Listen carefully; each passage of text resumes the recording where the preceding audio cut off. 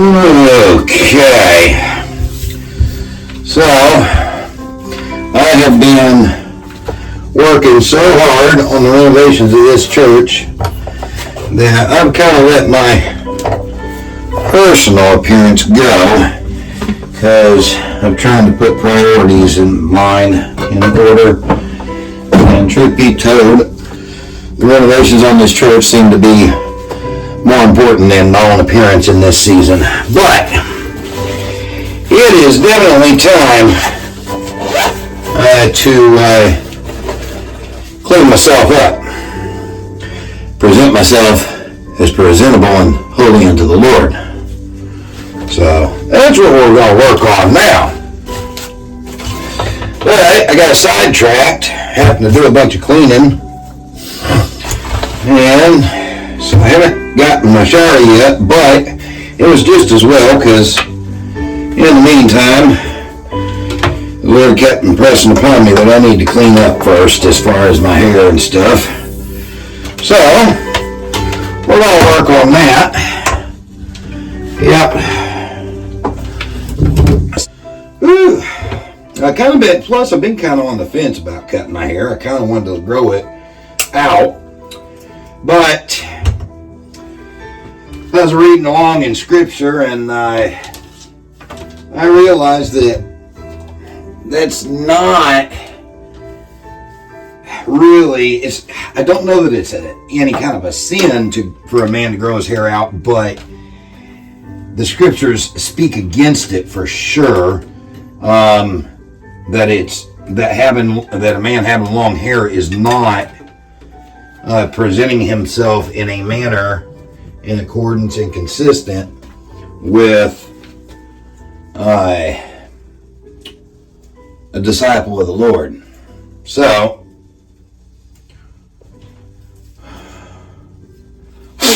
plus, part of me was wanting my hair to grow out to cover that silly bald spot on the top of my head. That has been just really, really bothering me. So, it's bothered me enough that I got it on my shopping list now to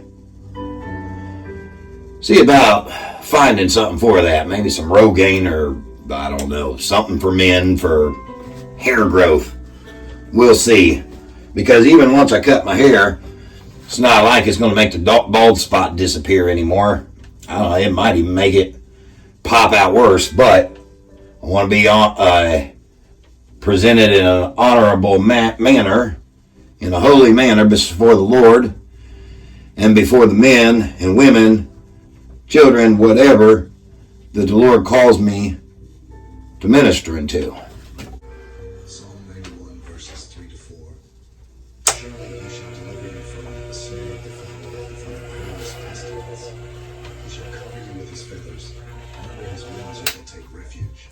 His truth shall be your shield and buckler. No evil shall befall you, nor shall any plague come near your dwelling.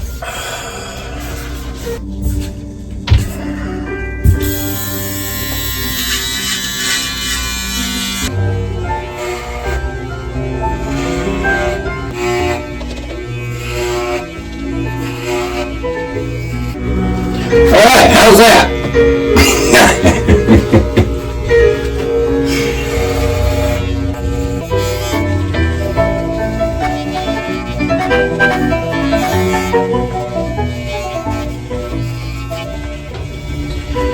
In all that you do, let it glorify the Lord. Actually, we got there, they even had that music playing in the background, which I try to always leave something like that going in the background. And of course, that will get me copyrighted on this video, but so what? I think moving forward, about every video I do is probably going to get copyrighted. Which I've never really made any money. I've never once collected a dime from anything to do with YouTube. Not once. Well, I take that back. From YouTube. I have never collected a dime from YouTube. There's $398.93 sitting in my account, my YouTube account, that I've never claimed from the videos. That's how much my videos have accumulated over the course of 10, 12, about 13 years since I had the channel going. Of course, I have never once took a sponsorship.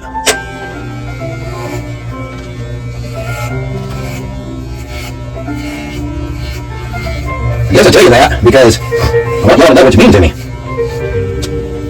You know, there's been a few times here and there where the community, the YouTube community, you know, being the viewers, have sent me a little something, sent the ministry a little something to help out. But for the most part, I only spend money to do what I do. I don't really ever much get it back. Well, I do actually. The Lord provides for me everything I need. He just does it in other manners. So I've got to watch how I say that, lest I lie or create some sort of falseness. Yes, the important key is to realizing that I do what I do truly because of my love for God and therefore my love for people. And those of you that have been around for a long time, you know that I walk with the Holy Spirit. And I only do what He says to do when He tells me to do it. Though there's been times I have fallen short of that, I will give you that. And so you know that this isn't, I'll go months without doing any kind of creating video creations or anything like that. But then, there'll be seasons where the Lord has me go weeks or months doing nothing but video creations. And I think there's been a few times, you know, once or twice, 2 or 3 times, where, of course, I gotta watch around this to happen. I gotta stay in tune with the Holy Spirit, because there's been a few times where you're like, I became obsessed with it, and I was so hurt by what people had said about me that I was constantly trying to defend myself. And so I became obsessed with trying to defend myself. And the more I defended myself, the more obsessed Satan through the viewers became with attacking me even worse, even harder. And that fueled my fire to even more obsession to defending myself. The Lord finally had to get a hold of me and say, hey, that's all that persecution, that's neither here nor there. Look at the disciples. All but I think one disciple was killed for the faith. Jesus Himself crucified for the faith. So we need not be worried about the persecution. And we got to be mindful. We really got to let the Holy Spirit lead. And we have to accept the admonition, the admonishing of and correction of the Lord. And accept when He tells us that we've done something wrong. We need to accept that. We need to accept that responsibility. And then we need to work to correct that and allow the Holy Spirit to help us correct that. So that's what I've been doing a lot of, is recognizing where I fell short at. The thing is most folks, when they fall short like that, especially with their videos on YouTube, they'll just go delete all the videos. And I wanted to many times. So then I put on this front of being this magnificent person. And every time I do, the Lord says, no. I called you to put it all out there, the good, the bad, the ugly, all the in between, no matter what. And let folks see the transformation, the growth, as it happens. So, I left there's been some things that I've taken down, a few things that I've taken down. Some I felt like the Holy Spirit said it was okay and He wanted me to. And just to get real with myself, there's probably a few that I convinced myself the Lord was okay with. Not that it necessarily was, but I probably convinced myself that it was. And so I took it down or whatever. Yeah, a lot of it I didn't. There was a point where I took almost everything down.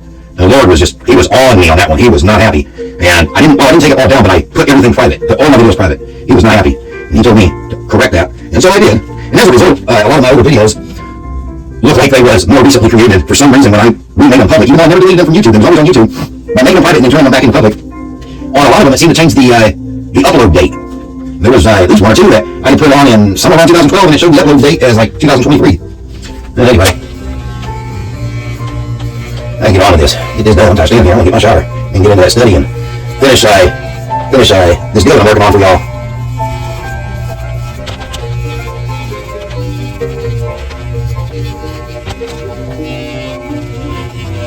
I kind of gotten used to having somebody around that inspect the back of my head when I get done.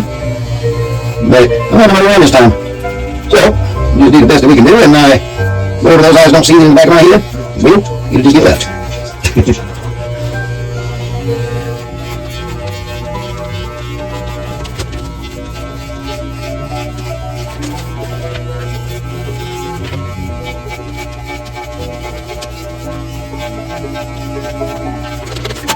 All right. I think that's not about to do it for the top of my head.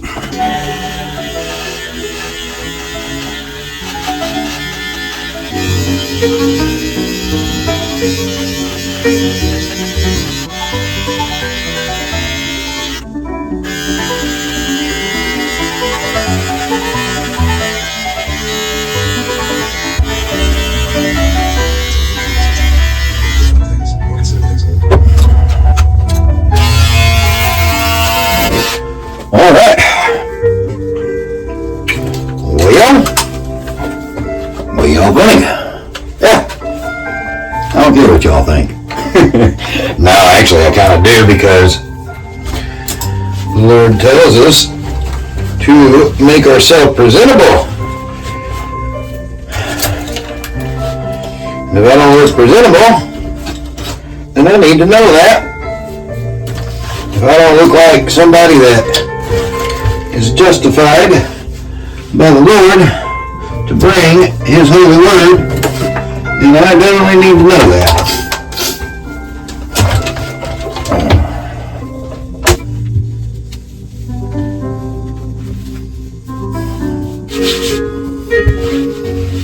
All you do as in unto the Lord. Alright. Tell you what, it is about a full-time job keeping up with this place. Tell you that. Especially with everything being, or most everything being white in here. He's like, keeping the floors swept. Oh my goodness, that's more than a full-time job. I cannot keep up with the floors. No Lord want me putting that white marble floating tile. You know, one thing I'm sure about it, it definitely inspires cleanliness, because you see every speck of dirt, dust, and grime that goes onto that marble flooring. Anyway, I ain't really much of a cleaner, but, you know, when it's over the Lord, I have determined myself that I'm going to do anything that the Lord calls on me, even if it is something I would never see myself doing, such as the Lord is putting upon my heart about a month ago, that when all renovations are done, that I'm going to get on my hands and knees and scrub every single inch of these floors on my hands and knees, and that I'm supposed to do it. I'm not supposed to let somebody else do it. I'm not supposed to pay somebody to do it. I'm supposed to do it. He has been very adamant about it. It's got to be me. Well, I know what he's doing. He's wanting to make sure that my heart is humble, and that all aspects of pride is no longer. Alright, so soon, very soon, yeah, I'll be doing that, but I still got some cleanup to do. I got a door yet to hang for the new shower room, so I gotta get that hung. The rest of the renovations on the shower room I just put in. They can all wait for the most part, except for that door getting put on, so I gotta do that. Get bolted on, get everything picked back up, and put away neatly, and then scrub the floors. And I gotta do all of that in the midst of all my other daily activities, including getting into my office and doing my studies, and creating videos, of course, because this is where I'm entering back into the season where the Lord is calling upon me to get back into the YouTube arena. So I'm excited about it.